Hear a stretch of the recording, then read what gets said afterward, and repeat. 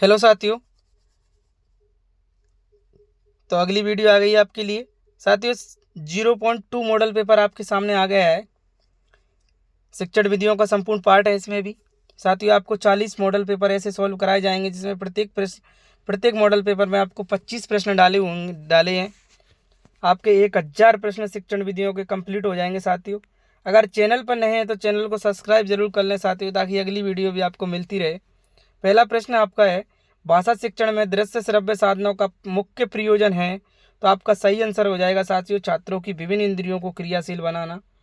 ज़्यादा ना समय गंवाए हुए आपको आंसर देने की दूसरा ऑप्शन आपका बिल्कुल सही आंसर हो जाएगा साथियों। अगला प्रश्न है, भाषा शिक्षण में उद्बोधन सामग्री के प्रयोग का लक्ष्य है। तो आपका बालकों के भावों को जागृत करना आपका सही आंसर, दूसरा ऑप्शन इसमें भी सही हो जाएगा साथियों।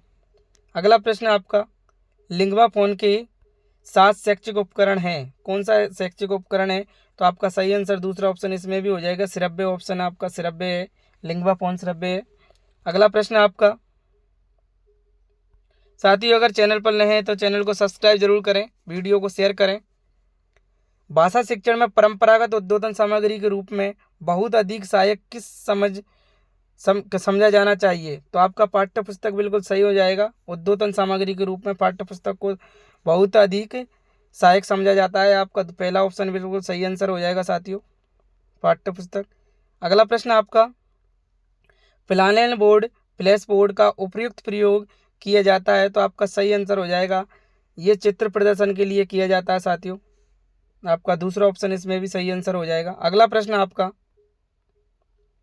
एपिडायोस्कोप उपकरण काम में आता है। तो एपिडायोस्कोप जो उपकरण है वो किस में काम में आता है? तो साथियों चित्रों को समान आकार में ही दिखाने में हेतु या चित्रों के बड़े आकार दिखाने हेतु। तो आपका सही आंसर पहला ही हो जाएगा, चित्रों के बड़े आकार दिखाने हेतु आपका पहला आंसर बिल्कुल सही हो जाएगा। एपिडायोस्कोप के द्वारा चित्रों को जूम किया जाता है, बड़ा किया जाता है। अगला प्रश्न है आपका, विचारों की अच्छी अभिव्यक्ति किस प्रकार के प्रश्नों में हो सकती है? तो आपका निबंधात्मक बिल्कुल सही हो जाएगा, जितने ज़्यादा विचार व्यक्त करना चाहो उतने कर सकते हो आप। तीसरा ऑप्शन आपका बिल्कुल सही आंसर हो जाएगा साथियों। अगला प्रश्न है साथियों, रीट लेवल 1 लेवल 2 और सेकंड ग्रेड और फर्स्ट ग्रेड की शिक्षण विधियों का मिश्रण उसमें डाला हुआ है। कुछ आए हुए प्रश्न हैं साथियों और कुछ प्रश्न टॉपिकों से लिए हुए हैं जो आने वाले एग्जाम में आपके लिए लाभदायक होंगे साथियों। बहुत महत्वपूर्ण प्रश्न है, एक बार जरूर से देखें साथियों टाइम निकाल करके। ताराचंद समिति की नियुक्ति कब हुई? तो आपका सही आंसर हो जाएगा साथियों इसमें, ताराचंद समिति की नियुक्ति आपका सही आंसर होगा 1948 ईस्वी में हुई है। आपका दूसरा ऑप्शन सही है साथियों। अगला प्रश्न है आपका, ताराचंद समिति में माध्यमिक स्तर पर किस भाषा सूत्र की सिफारिश की गई थी? तो आपको 2 भाषा सूत्र या द्विभाषा सूत्र की सिफारिश की गई थी साथियों। आपका दूसरा ऑप्शन इसमें सही हो जाएगा। अगला प्रश्न आपका हो जाएगा साथियों, मुदालियर आयोग की नियुक्ति कब हुई है? तो आपका सही आंसर हो जाएगा, मुदालियर आयोग की नियुक्ति है 1952 ईस्वी में हुई है। आपका तीसरा ऑप्शन सही हो जाएगा 1952। अगला प्रश्न है साथियों आपका, इकाई योजना की सबसे बड़ी विशेषता है कि ये बड़ी होती है, स्पष्ट होती है, सुंदर होती है या समग्र होती है? तो आपका सही आंसर हो जाएगा साथियों, समग्र होती है। इकाई योजना कैसी होती है? समग्र होती है। चौथा ऑप्शन आपका बिल्कुल सही आंसर हो जाएगा। अगला प्रश्न है आपका, पुस्तक के पूरे पाठ को हम क्या मानते हैं? कुछ खंड, 2 खंड, 4 खंड, 1 इकाई। तो आपका सही आंसर क्या हो जाएगा? 1 इकाई मानते हैं। चौथा ऑप्शन आपका सही हो जाएगा। साथियों अगर वीडियो को आप पहली बार देख रहे हो तो वीडियो को लाइक ज़रूर से करें साथियों, और चैनल को सब्सक्राइब भी करके जाएं ताकि आपको अगली वीडियो भी मिल सके। साथियों नोटिफिकेशन को ऑन कर लें। और साथियों ये कमेंट करके ये जरूर बताएं कि आपको इसमें से कितने प्रश्न आ रहे हैं, तो आपने इसमें से कितने प्रश्न सही किए हैं। साथियों एक बार आप टिक लगा के अपने अंदाज से रोक रोक के वीडियो को देखकर आप देख सकते हैं और आपको खुद को पता चल जाएगा कि ये प्रश्न मुझे आ रहा था, ये प्रश्न नहीं आ रहा था।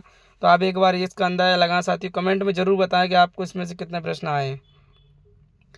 भाषा तत्वों का ज्ञान प्राप्त करना प्रमुख उद्देश्य है। तो आपका कविता शिक्षण का, गद्य शिक्षण का, कहानी शिक्षण का, निबंध शिक्षण का। आपका सही आंसर क्या हो जाएगा साथियों? गद्य शिक्षण का। आप अगर भाषा तत्वों का ज्ञान देना चाहते हैं तो आपको गद्य शिक्षण का पार्ट में आता है ये सब चीज़ें साथियों। आपका दूसरा ऑप्शन बिल्कुल सही आंसर हो जाएगा। अगला प्रश्न है आपका, कविता शिक्षण में उत्प्रेरणात्मक उपक्रम के लिए कौन सी प्रविधि सर्वाधिक उपयुक्त है? तो आपका सही आंसर हो जाएगा साथियों बी ऑप्शन, संभावी कविता प्रस्तुति द्वारा। आपका दूसरा ऑप्शन सही आंसर हो जाएगा साथियों। अगला प्रश्न आपका, कविता शिक्षण का प्रमुख अंग है। कविता शिक्षण का प्रमुख अंग क्या है साथियों? तो आपका भावबोध बिल्कुल सही आंसर हो जाएगा। कविताओं का भाव बताया, भावबोध बिल्कुल इसका प्रमुख अंग होता है भावबोध। कविताओं का भाव बताना ही मतलब भाव व्यक्त करते हैं, वही भावबोध इसका कविता प्रमुख अंग माना जाता है। पहला ही ऑप्शन आपका बिल्कुल सही आंसर हो जाएगा साथियों। अगला प्रश्न है आपका साथियों,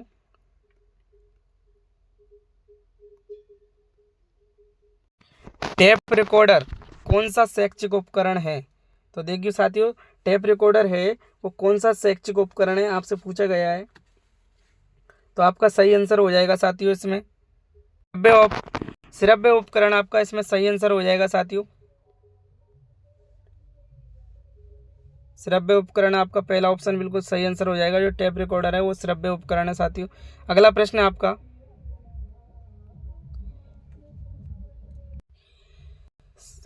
संवाद पाठ के शिक्षण में विद्यार्थी के लिए सबसे अधिक प्रभावकारी उद्बोधन सामग्री है। तो आपका सही आंसर क्या हो जाएगा साथियों? इसका सही आंसर हो जाएगा आपका टेप रिकॉर्डर। अगला प्रश्न है आपका, देखो संवाद पाठ की बात चल रही है तो आपका टेप रिकॉर्डर बिल्कुल सही आंसर हो जाएगा साथियों, चौथा ऑप्शन। अगला प्रश्न है आपका, भाषा की शिक्षा देते समय इनमें से किस सूत्र का आश्रय लेना चाहिए? कठिन से सरल की ओर, सरल से कठिन की ओर, कठिन है यहाँ पे, अज्ञात से ज्ञात की ओर, या ज्ञात से अज्ञात की ओर। तो आपका सही आंसर क्या हो जाएगा साथियों? सरल से कठिन की ओर। आपका दूसरा ऑप्शन बिल्कुल सही हो जाएगा, कठिन है यहाँ पे, दूसरा ऑप्शन सही हो जाएगा आपका। भाषा की शिक्षा देते समय सरल से कठिन की ओर हमें सूत्र से पढ़ाना चाहिए।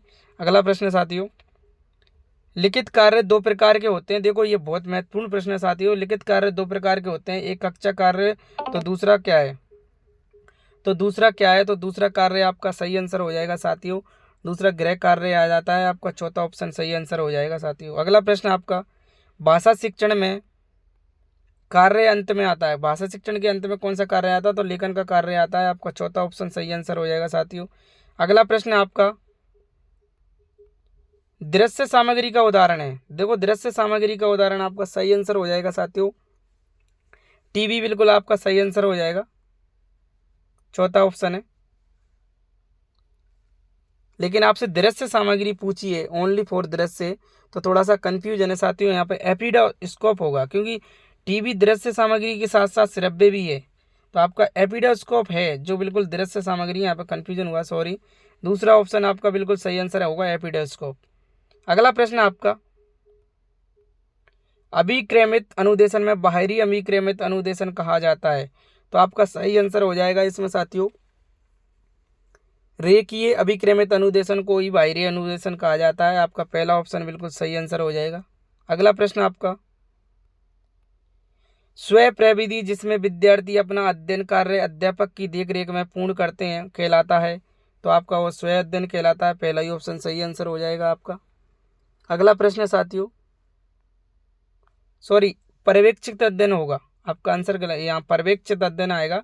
स्वयं प्रविधि पूछी गई है, विद्यार्थी अपना अध्ययन कार्य अध्यापक की देख रेख में कर रहे हैं। यहाँ बात ये आ गई है स्वयं की थोड़ी, अध्यापक की देख रेख में करना है आपको। तो आपका सही आंसर होगा पर्यवेक्षित अध्ययन विधि है जिसमें आपका कार्य हो जाता है, तीसरा ऑप्शन आपका सही आंसर होगा इसमें, तीसरा ऑप्शन। अगला प्रश्न आपका, परीक्षा के दिनों में अधिकतर प्रयोग में ली जाने वाली प्रविधि है। तो परीक्षा के दिनों में अधिकतर प्रयोग में ली जाने वाली विधि आपकी कौन सी है? आपका सही आंसर हो जाएगा गृह कार्य। देखो आप अधिकतर गृह कार्य दोगे,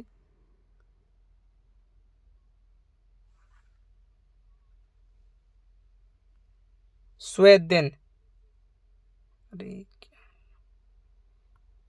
सही आंसर आपको हो जाएगा स्वयं अध्ययन, गृह कार्य थोड़ी होगा, स्वयं अध्ययन हो जाएगा। परीक्षा के दिनों में अधिकतर प्रयोग में ली जाने वाली प्रविधि कौन सी है? स्वयं अध्ययन, आपका पहला ऑप्शन बिल्कुल सही आंसर होगा साथी। अगला प्रश्न है आपका,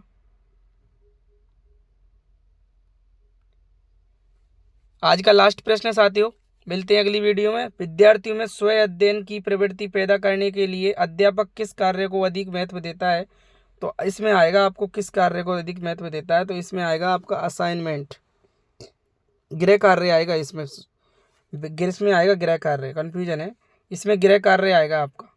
विद्यार्थी स्वयं अध्ययन की प्रवृत्ति पैदा करने के लिए अध्यापक किस कार्य को अधिक महत्व देता है, कौन सा कार्य देते हैं अधिक महत्व के लिए, तो आपको सबसे ज़्यादा गृह कार्य देना चाहिए। गृह कार्य आपका सही आंसर हो जाएगा इसमें साथियों, दूसरा ऑप्शन। आपके 25 प्रश्न हो गए हैं साथियों, अगली वीडियो में मिलते हैं। आपको यहाँ पे 1000 प्रश्न सॉल्व कराए जाएंगे साथियों, संपूर्ण 1000 प्रश्न शिक्षण विधियों को सॉल्व कराए जाएंगे। सारी शिक्षण विधियों का निचोड़ आपको मिल जाएगा यहाँ पे साथियों। 10 मिनट निकाल के आप वीडियो को जरूर से देखें, और चैनल पर नए हैं तो चैनल को सब्सक्राइब जरूर कर लें, ताकि आपको प्रत्येक वीडियो मिल सके साथियों। और इसमें रीट के मॉडल पेपर भी डाले जाएंगे। इसके बाद में थोड़े दिन बाद आपको ये शिक्षण विधियाँ पहले कंप्लीट करा दें एक पार्ट को, फिर आपको जीके का पार्ट भी कंप्लीट कराया जाएगा साथियों, बहुत कम टाइम में। धन्यवाद, मिलते हैं अगली वीडियो में।